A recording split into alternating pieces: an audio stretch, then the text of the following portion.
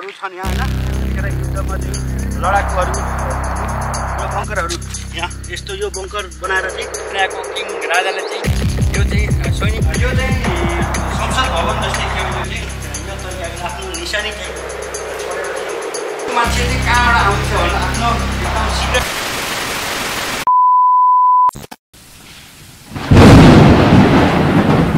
नमस्कार सबैजनामा कुकुलाल फुड च्यानलको नयाँ भिडियोमा तपाईँलाई स्वागत छ र सधैँको जस्तै आज पनि नयाँ भिडियो आइसकेको छु म।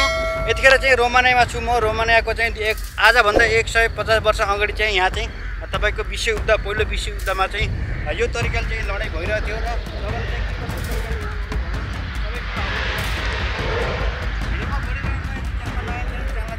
सब्सक्राइब गर्नु ल, भिडियोमा टक्काएर लाइक गरेर आफ्नो साथीमा चाहिँ सेयर गर्नु भन्न चाहन्छु। यहाँ देख्न सक्नुहुन्छ किनभने आजभन्दा 150 वर्ष अगाडि चाहिँ रोमानियामा चाहिँ विश्वयुद्धमा चाहिँ सबैजना जो पनि जर्मनका सेनाहरू छन् सबैजना यहाँ आएर रुससित लड्नको लागि एकदम चाहिँ तयारी रूपमा चाहिँ रोमानियामा आएर चाहिँ रोमानियादेखि तपाईँको अर्को यो युक्रेन हुँदै रुसको लड्नको लागि सबै कुरा यो मैदानमा चाहिँ आएर हिस्टोरी हाम्रो बोसले चाहिँ यहाँको चाहिँ हिस्टोरी यस्तो यस्तो थियो भनेर चाहिँ मलाई भनिरहनु भएको छ। म तपाईँले चाहिँ यो देखाउँदैछु के कस्तो हुन्छ। भिडियोलाई चाहिँ अन्तिमसम्म हेरेर साथ दिनु भन्न चाहन्छु। सबैजनाले चाहिँ यो भिडियोलाई सेयर कमेन्ट लाइक गर्नु होला किनभने आजभन्दा 150 वर्ष अगाडि चाहिँ लडाइँ भएको ठाउँमा चाहिँ म अहिले रोमानियामा छु र तपाईँले देख्न सक्नुहुन्छ सबै कुरा यस्तो तरिकाले पुरा बङ्करहरू छन् यहाँ हैन। त्यतिखेर युद्धमा चाहिँ लडाकुहरू लुक्नको लागि सबै कुरा यो बङ्करहरू बनाएको छ।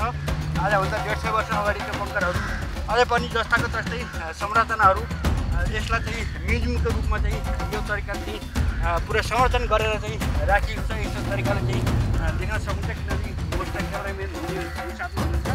यो तरिकाले पुरा बङ्करहरू यस्तो तरिकाले चाहिँ यो बङ्करहरू यहाँ यस्तो यो बङ्कर बनाएर चाहिँ उति बेला चाहिँ तपाईँको यो बङ्करहरू चाहिँ हातले बनाएको बङ्करहरू र अहिले चाहिँ यो यिनलाई चाहिँ संरक्षण गरेर चाहिँ पुरा क्लस्टरहरू गरेको छ।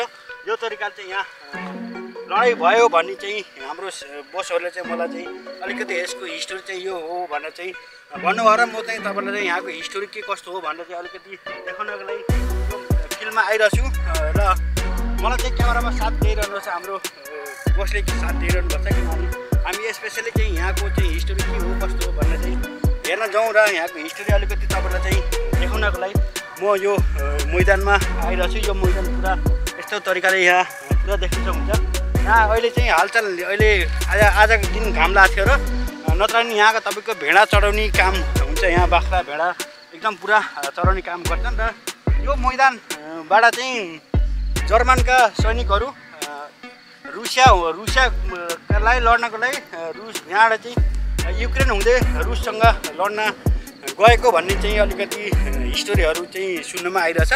तपाईँले पनि रोमानियाको हिस्टोरीको बारेमा अलिकति केही कुरा बुझ्नुहुन्छ भन्ने जो पनि साथी नयाँ आउँदै हुन्छ तपाईँले चाहिँ पक्कै पनि बुझ्नुहुन्छ रोमानिया चाहिँ के कस्तो तरिकाले चाहिँ लडाइँ भयो उतिखेर त्यो लडाइँ हुनुको कारण चाहिँ के हो कस्तो हो यसमा चाहिँ हामीलाई थाहा छैन र म चाहिँ तपाईँलाई चाहिँ अलिकति जानकारी दिउँ के कस्तो हुँदैछ यहाँ भन्दा सबै कुरा चाहिँ यो यहाँबाट चाहिँ लड्नको लागि जान्थे भन्ने कुरा चाहिँ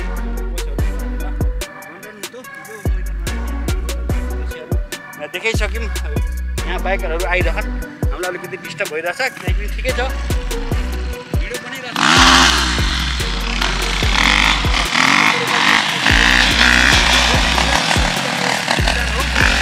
यो चाहिँ पुरा विश्वयुद्धको मैदान हो र तपाईँले चाहिँ देखिसक्नुभयो कि कस्तो तरिकाले चाहिँ यहाँ लडाइँ भयो थियो होला उन्ताका जमाना हामी त कहाँ थियौँ कहाँ हामीलाई थाहा पनि थिएन र हिस्टोरी सुन्दाखेरि चाहिँ यस्तो यस्तो भएको हो यहाँ भनेर चाहिँ भन्नुभएको थियो र तपाईँलाई चाहिँ यहाँ चाहिँ यो तपाईँको स्टेफन किङ भन्ने रोमानियाको किङ राजाले चाहिँ यो चाहिँ सैनिकहरूको लागि बनाएको संरचना चाहिँ हामी यति बेला यहाँ आइसकेका छौँ र तपाईँलाई चाहिँ युद्ध मैदान पनि मैले देखाइसकेँ र तपाईँहरू यहाँ यसरी चाहिँ यहाँ यो तरिकाले चाहिँ सैनिकहरूलाई चाहिँ खाना बस्नको लागि र यो दरबारभित्र चाहिँ यस्तो तरिकाले बनाएको उताको जमानामा आजभन्दा 150-200 वर्ष पहिला अगाडि चाहिँ यो तरिकाले चाहिँ यहाँ तपाईँलाई म अलिकति रोमानियाको हिस्ट्रीको बारेमा केही कुरा देखाउँदैछु। हामी यहाँभित्र चाहिँ जाँदैछौँ के कस्तो तरिकाले चाहिँ सैनिकहरूलाई भित्र बसालिन्थ्यो सबै कुराहरू म तपाईँलाई देखाउँदैछु। यिनी कुराहरू यिनी काठहरू यहाँ देख्न सक्नुहुन्छ सब आजभन्दा 150-200 वर्ष पुरानो यो खाटहरू हामी यो दरबारभित्र चाहिँ हामी आइसकेका छौँ। तपाईँले यसै गरी यहाँ देख्न सक्नुहुन्छ यहाँको हिस्टोरी एकदम खतरा हिस्टोरी सैनिकहरूको लागि बस्ने खाने व्यवस्था सबै कुराहरू चाहिँ होइन यो तरिकाले यस्तो गरिन्थ्यो उति बेला चाहिँ आजभन्दा 150 वर्ष यो पुरानो संरचनाहरू छ।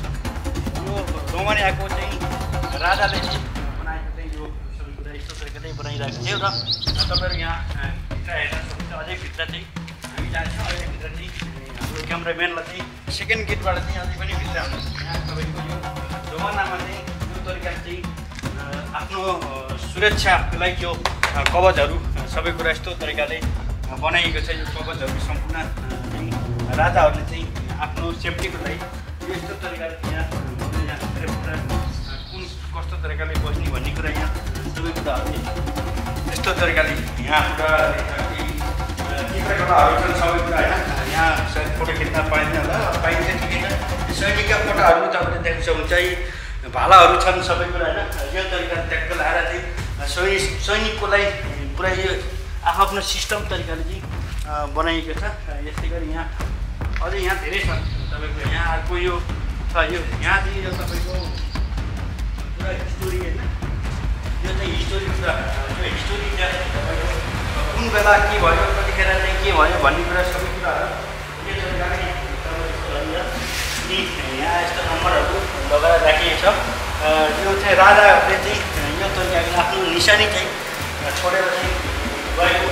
आजभन्दा तपाईँको 200-250 वर्ष पुरानो रोमानियाको चाहिँ हिस्टोरी चाहिँ यो तरिकाले तपाईँलाई हामी दृश्यमा देखाउँदैछौँ। भिडियोमा बनिरहनु होला किनभने भिडियो अलिकति लामो हुन्छ। हामी अर्को कोठापट्टि लान्छौँ। यता पनि यो तरिकाले चाहिँ यहाँबाट चाहिँ पुरा सैनिकहरूको लागि एकदम संरचनाको लागि यो पुरा यो माथि दुश्मन चाहिँ कहाँबाट चाहिँ अट्याक गर्छ भन्ने कुरा यहाँ दुश्मनहरूलाई चाहिँ थाहा नहोस् होइन। को मान्छे चाहिँ कहाँबाट आउँछ भनेर आफ्नो एकदम सिक्रेट कमराहरू यहाँ राखिएको छ। यो तरिकाले हुन्छ। अहिले चाहिँ यसको संरचना चाहिँ राम्रो भइरहेको छ। यो यहाँ चाहिँ यो किङको राजाहरूको पुरा आफ्नो सैनिकको आफ्नो जिम्मेवारीको विस्तारमा बसिरहेछ। यहाँ यसरी हेर्दै सक्नुहुन्छ। यो सबै तपाईँलाई हामी जानकारी दिन्छ। हाम्रो भाइ पनि यहाँ हुनुहुन्छ भाइ। र यहाँबाट चाहिँ एकदम हावा खाने ठाउँ। यो हावा खाने योबाट चाहिँ तपाईँको दुश्मनहरूले चाहिँ अट्याक नगरोस् भनेर चाहिँ यो सबै कुराहरू यो तरिकाले चाहिँ बनाइएको छ। यहाँबाट चाहिँ तपाईँको सुचाबाको सहर पुरा सुचाबा सिटी पुरा देखिन्छ। यहाँबाट चाहिँ देखिन्छ। यहाँबाट चाहिँ यो चाहिँ राजाको दरबार भनौँ एक किसिमको महल होइन। रानीहरू बस्ने राजाहरू बस्ने सबै कुरो चाहिँ यो चाहिँ अरू पनि म तपाईँलाई देखाउन चाहन्छु। तपाईँहरू चाहिँ भिडियोमा बनिरहनु होला। भिडियो चाहिँ अलिकति लामो हुनेछ। भिडियोलाई चाहिँ भिडियो साथ दिनु होला। रोमानियाको चाहिँ के कस्तो तरिकाले चाहिँ उहिलेको जमानामा चाहिँ बसेका थिए र यहाँ चाहिँ तपाईँको तोपहरू राखिएको छ। यो चाहिँ तोप दुश्मनहरूलाई चाहिँ बजाएर चाहिँ हान्ने तोपहरू चाहिँ राखिएको छ। यहाँ चाहिँ तोप चाहिँ तपाईँको 200-250 वर्ष पुरानो यो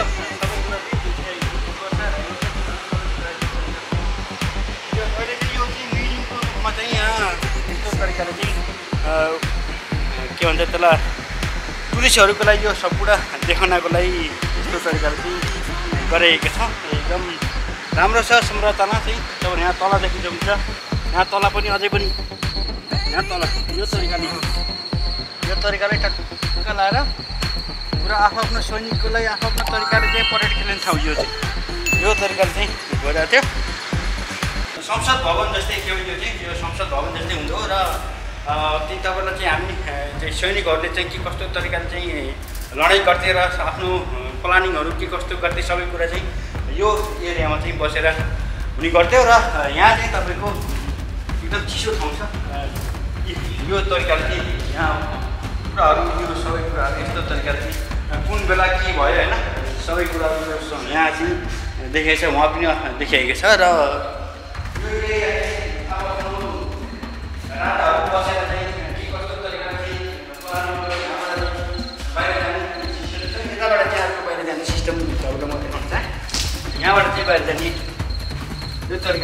तलाई यो यो तरिकाले चाहिँ रोमानियाको किङहरूले चाहिँ यस्तो तरिकाले चाहिँ आजभन्दा 200-250 वर्ष पुरानो अगाडिको चाहिँ यो सबै कुरा संरचनाहरू चाहिँ यो तरिकाले यस्तो तरिकाले चाहिँ रोमानियामा चाहिँ पुरा समर्थन गरेर राख्छ। यहाँको चाहिँ प्रोटेक्सन हुँदैछ अहिले, अलिकति जो भत्किन्छ बिग्रिन्छ सबै कुराहरू पुरा कन्स्ट्रक्सन गरेर आफ्नो टुरिज्मको लागि पुरा राम्रो तरिकाले चाहिँ यो टुरिस्टहरूको लागि एकदम सुरक्षित ठाउँ छ र हाम्रो नेपालको जनता सरकारले पनि यो तरिकाले सिक्नु एकदम आवश्यक छ भन्दै आजको यो भिडियोबाट चाहिँ सबै कुरा सम्पूर्ण जानकारी म तपाईँलाई दिइसकेँ। हस्त भाइ नमस्कार, सबैजनालाई नमस्कार।